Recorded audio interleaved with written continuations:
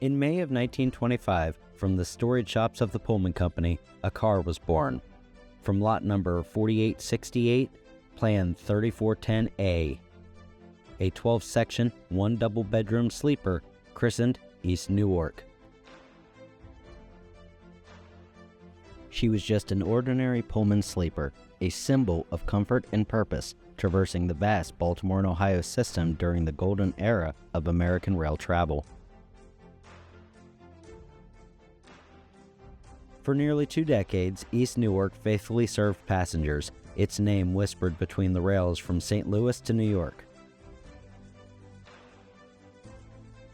Her final run as a revenue car came on Sunday, July 2, 1944, a day that would alter her course forever. That morning, as train number 12 slid to a stop in Warring, Maryland, disaster struck.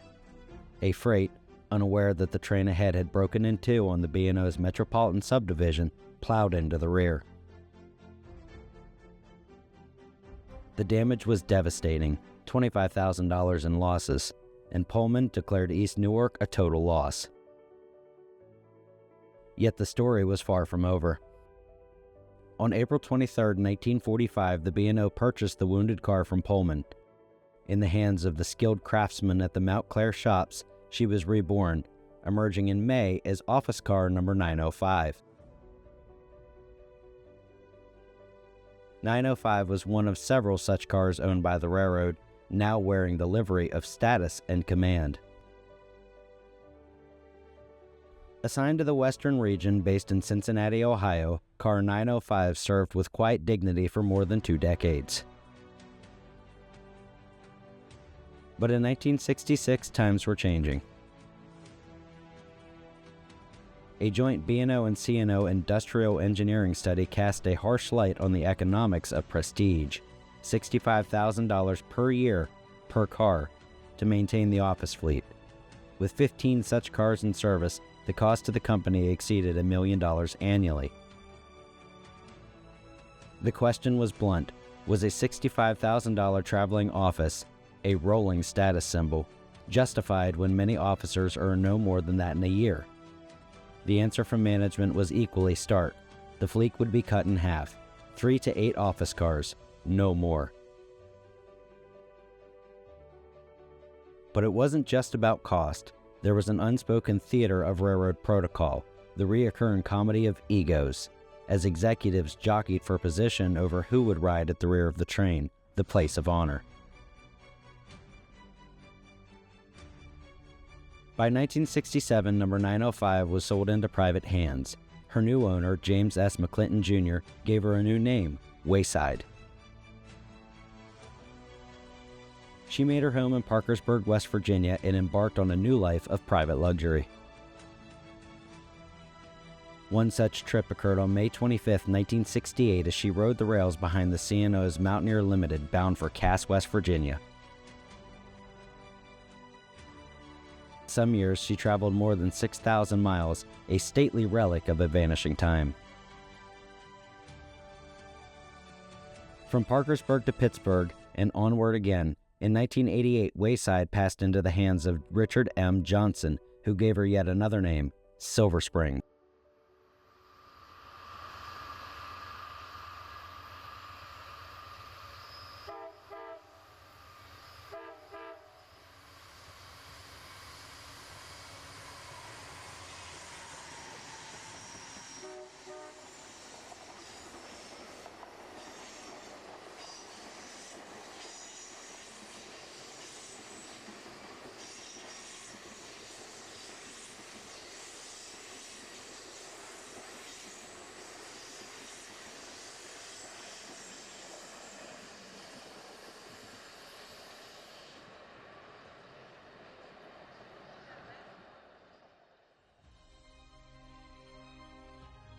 She remained in service until 2000, when she was placed into quiet storage at the Amtrak station in Toledo, Ohio. In 2003, she changed hands once more to Albert Ray Connors of New Hartford, New York. 2 years later, she arrived in Utica, New York at the Adirondack Scenic Railroad. The The Silver Spring private rail car is available for charter and provides you with luxurious rail travel previously available only to a select few. The private rail car, along with you and up to 10 guests, will depart from historic Utica's Union Station, a rare surviving architectural gem. Car amenities include modern heating and air conditioning, beautiful interior featuring mahogany paneling, and classic fixtures. Meals can be provided en route, either cooked in our fully appointed kitchen or catered from local restaurants. But fate had one more turn. Connors passed away in early 2009 and the car was sold again.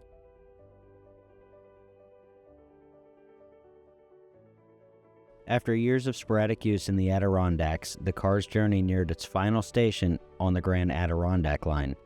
One more sale, and then a gift. In July of 2025, a little over a century after her birth, the car, once East Newark, later Office Car 905, then Wayside, then Silver Spring, found a new home. She was donated at last to the Western Maryland Scenic Railroad.